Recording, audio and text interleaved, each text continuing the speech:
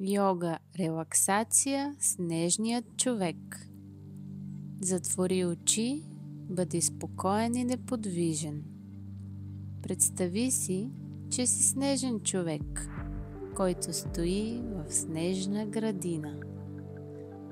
Накъдето и да погледнеш, виждаш хрупкав бял сняг. Слънцето свети и прави ледените пръчици блестящи. Ти си снежният човек. Стоиш стабилно, с нос от морков, шапка, шал на врата и ръце от клонки. Снежният човек не се движи и не ходи, така че не забравяй да стоиш неподвижен. Почувствай се, сякаш си замръзнал. Усещаш как едно малко врабче каца на ръката ти. Подскача с малки крачки, но ти си неподвижен.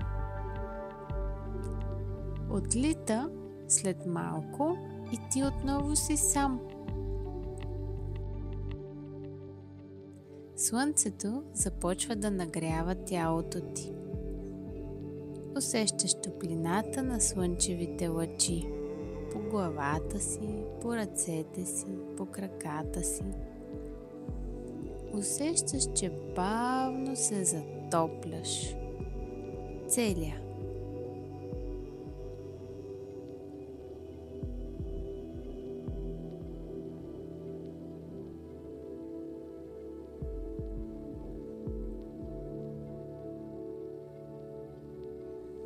И започваш да се топиш от главата постепенно надолу.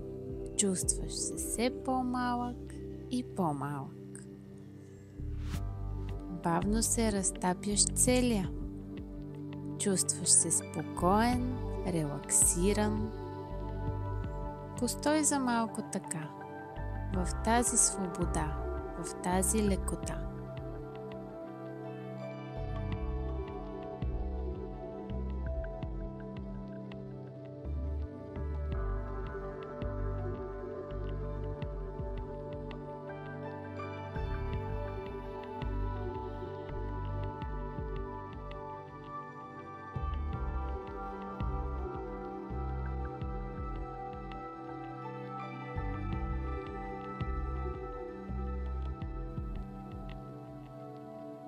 Ти вече не си снежният човек. Ти вече си себе си. Повтори си: аз съм спокоен. Аз съм спокоен.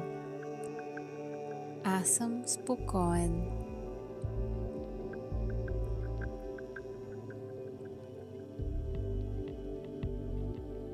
Когато си готов, бавно размърдай тялото. Започни от ръцете, главата в страни леко задвижи. Протегни се в едно хубаво разтягане.